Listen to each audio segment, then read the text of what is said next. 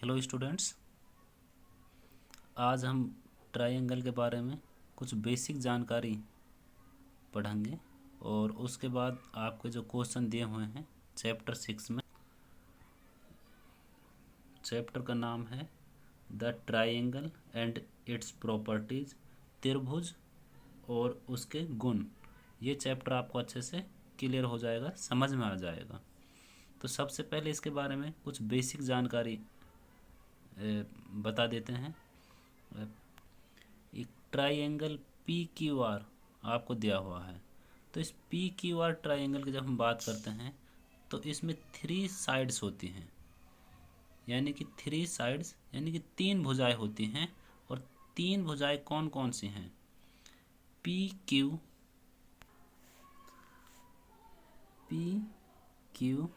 और Q R R P. तो 3 sides इसमें जो दी हुई हैं वो पी क्यू आर और आर पी दी हुई हैं। नेक्स्ट, एंगल्स कितने होते हैं? 3 एंगल्स इसमें होते हैं।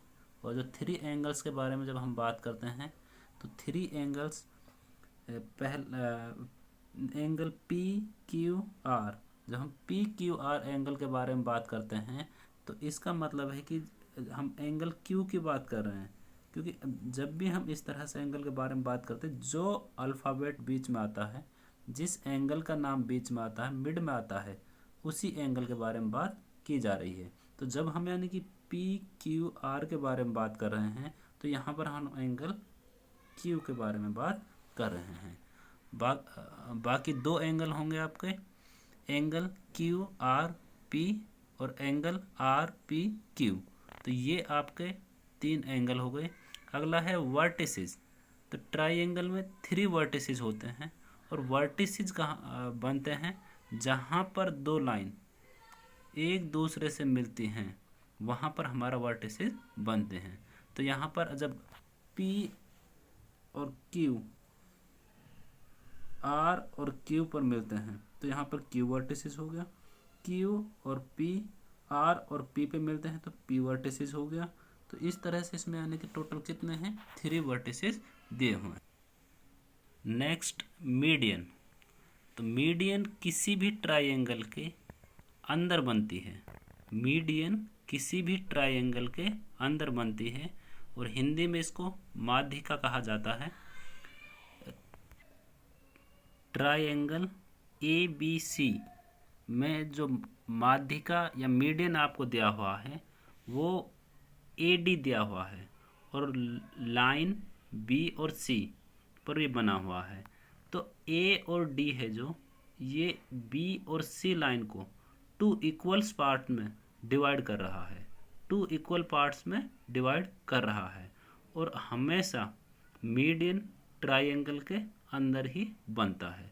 तो इस तरह से एक वर्टेक्स से जब दूसरी लाइन पर जाता है तो उस लाइन को वो 2 इक्वल पार्ट्स में जो डिवाइड करता है उसे हम कहते हैं मीडियन। इस तरह से एक ही ट्राइंगल के अंदर 3 मीडियन हम बना सकते हैं, क्योंकि ट्राइंगल में 3 वर्टिसेस होते हैं और 3 वर्टिसेस से 3 मीडियन हम ड्रॉ कर सकते हैं। नेक्स्ट है एल्टीट्यूड्स। अब altitudes triangle P Q R में दिया हुआ है और जब भी एल्टीट्यूड्स बनता है तो वो किसी भी एक वर्टेक्स से जो जिस भी लाइन पर वो बनेगा उसको 90 डिग्री का एंगल बनाता है, उस पर 90 डिग्री का एंगल बनाता है। तो जब भी वर्टिसेस बनेगा तो 90 डिग्री का एंगल बना। मीडियन और एल्टीट्यूड्स में एक जो बेसिक डिफरेंट ये है कि जो हमारा मीडियन होगा वह ट्राइंगल के अंदर ही बनेगा, जबकि एल्टीट्यूड्स ट्राइंगल के अंदर भी बन सकता है और बाहर भी बन सकता है। दूसरा डिफरेंट है, मीडियन जो अपोजिट साइड होती है उसको इक्वल पार्ट्स में डिवाइड करेगा, जबकि एल्टीट्यूड्स में ऐसी कोई भी कंडीशन नहीं है। वो जिस भी वर्टेक्स से बनेगा एकदम सीधा बनेगा। इसको ट्राइंगल की हाइट भी कहा जाता है, इसको ट्राइंगल की हाइट भी कहा जाता है जो एल्टीट्यूड होता है। ये ही ट्राइंगल की हाइट होता है। नेक्स्ट है ट्राइंगल की प्रॉपर्टीज़। तो यहाँ पर जो आपके चैप्टर में दी हुई हैं उनमें से 2 प्रॉपर्टीज़ हम डिस्कस करेंगे और उम्मीद है कि आपको ये समझ में आ जाएंगी। और अगर आपको ये समझ में आ गया तो आप इसके क्वेश्चन आसानी से कर सकते हो। और चैनल को लाइक सब्सक्राइब भी कर दीजिए। एक्सटीरियर एंगल, तो एक्सटीरियर एंगल हम कहते हैं जो ट्राइंगल के बाहर का जो एंगल होता है उसे हम क्या कहते हैं, एक्सटीरियर एंगल कहते हैं। तो इसकी प्रॉपर्टीज़ है exterior angle is equal some of interior opposite angles. तो इस फॉर्मूले से हम जो एक्सटीरियर एंगल होता है उसको फाइंड कर सकते हैं, उसको निकाल सकते हैं कि उसका एक्सटीरियर एंगल कितना होगा। जैसे कि इस एंगल में दिया हुआ है जो इंटीरियर एंगल, जो एंगल के अंदर बने होते हैं उन्हें हम क्या कहते हैं, इंटीरियर एंगल, और एक्सटीरियर एंगल जो एंगल के बाहर बने होते हैं। तो एक्सटीरियर एंगल के बारे में जब हम बात करते हैं तो एक्स यानी कि एक्सटीरियर एंगल आपको फाइंड करना है, और इसको जब हम फाइंड करेंगे तो अंदर के जो दोनों एंगल होंगे उनको हम सम कर लेंगे और उसके बाद इसको आसानी से हम निकाल सकते हैं। इस प्रॉपर्टी का आप यूज़ करोगे जब भी आप इन एंगल्स वाले क्वेश्चन को करोगे। तो exterior angle is equal some of interior opposite angles. तो इसमें एंगल एक्स आपको फाइंड करना है और एंगल एक्स की वैल्यू होगी जो इसके अंदर के दोनों अपोजिट एंगल हैं उनका सम। तो इसमें जब हम इस तरह से क्वेश्चन को सॉल्व करेंगे तो एक्स एक्सटीरियर यानी कि बाहर का एंगल इज इक्वल हो जाएगा 50 + 60, और 50 और 60 जो अंदर के दोनों एंगल दिए हुए हैं उसकी एक की वैल्यू 50 है और दूसरे की वैल्यू 60 है। तो x की वैल्यू जब हम फाइंड करते हैं तो 50 और 60 को जब हम सम करते हैं तो हमारी जो वैल्यू आएगी वो आएगी 110। तो इस तरह से हम एक्सटीरियर एंगल को निकाल सकते हैं।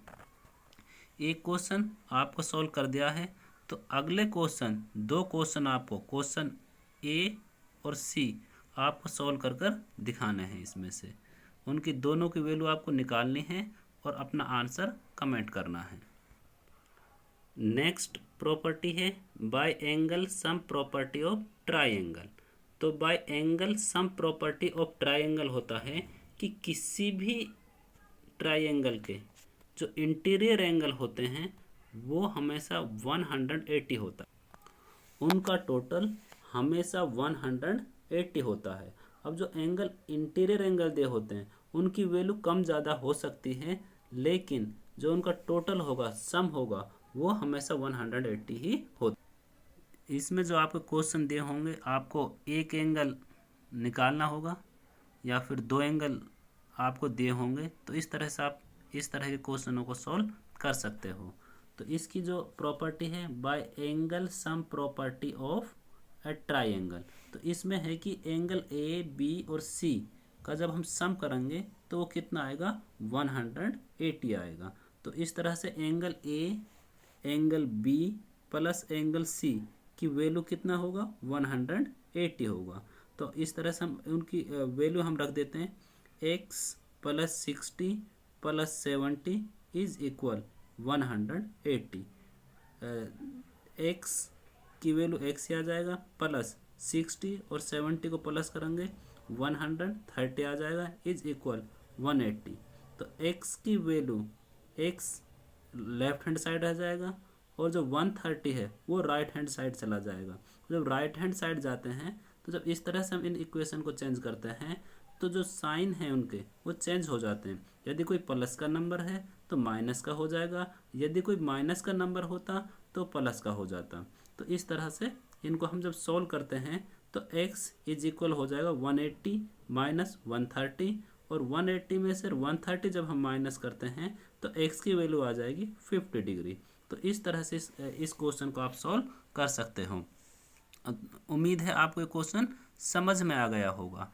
तो अगले 2 क्वेश्चन आपके होमवर्क में हैं और ये दोनों ही क्वेश्चन आपको सॉल्व करने हैं और अपने आंसर को कमेंट करना है। उम्मीद है आपको वीडियो पसंद आया होगा, तो चैनल को लाइक और सब्सक्राइब और कमेंट कर दीजिए। Thank you.